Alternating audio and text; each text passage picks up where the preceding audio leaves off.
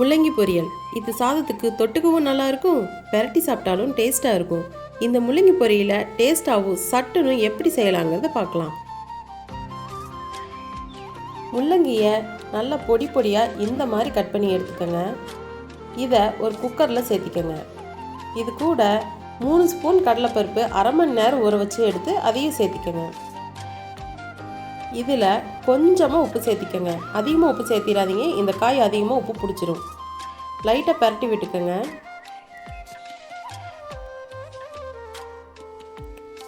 கொஞ்சமாக தண்ணி தொளிச்சு விட்டுக்கோங்க. குக்கர் மூடி போட்டு 2 விசில் விட்டு எடுத்துக்கோங்க. விசில் போயிடுச்சு, பார்க்கலாம்.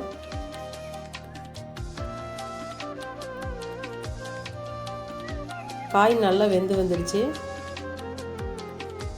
பருப்பு 3/4 வேக்காடு வெந்திருக்கு. இப்படி இருந்தால் தான் சாப்பிடும்போது நல்லாயிருக்கும். காய் நல்லாவே வெந்துடுச்சு. இப்போ இதை தாளிச்சுக்கலாம். ஒரு சட்டியில் எண்ணெய் ஊற்றிக்கோங்க. எண்ணெய் காஞ்சது கடுகு போட்டுக்கோங்க. கடுகு நல்லா பொரிஞ்சதும் உளுந்தம்பருப்பு சேர்த்திக்கோங்க. டேஸ்ட்டுக்காக ஒரு பச்சை மிளகாய் சேர்த்திக்கோங்க. பொடியாக நறுக்கின சின்ன வெங்காயத்தை சேர்த்துக்கோங்க. சின்ன வெங்காயத்தை செஞ்சிங்கன்னா தான் டேஸ்ட் நல்லாயிருக்கும். ஒரு கொத்து கருவேப்பிலை சேர்த்துக்கோங்க.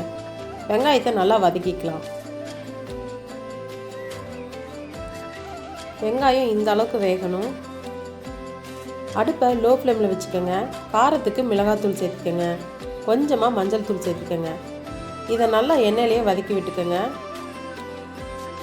மிளகாத்தூள் கருகாமல் பார்த்துக்கோங்க.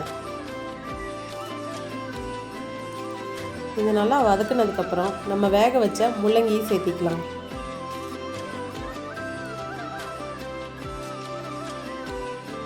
இப்போ பொரியலுக்கு தேவையான உப்பு சேர்த்திக்கலாம். ஆல்ரெடி உப்பு சேர்த்திருக்கோம், அதனால் பார்த்து சேர்த்திக்கோங்க. இதை நல்லா மிக்ஸ் பண்ணி விட்டுக்கோங்க. இப்போ காய் நல்லா மசாலாவோடு மிக்ஸ் ஆயிடுச்சு. இதில் 1/4 மூடி துருவன தேங்காயை சேர்த்திக்கோங்க. மணத்துக்காக கொத்தமல்லி இலையை சேர்த்திக்கோங்க. இதை நல்லா கிளறி விட்டுக்கோங்க. அவ்வளோதான், சுவையான முள்ளங்கி பொரியல் ரெடி ஆகிருச்சு. இந்த பொரியலை சாதத்தில் கலந்து குழந்தைகளுக்கு கொடுங்க. முள்ளங்கி சாப்பிடாத குழந்தைங்க கூட ரொம்ப விரும்பி சாப்பிடுவாங்க.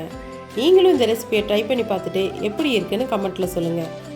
உங்களுக்கு இந்த வீடியோ பிடிச்சிருந்தா லைக் பண்ணி சப்போர்ட் பண்ணுங்கள். அப்படியே சப்ஸ்கிரைப் பண்ண மறந்துடாதீங்க. தேங்க்ஸ் ஃபார் வாட்சிங்.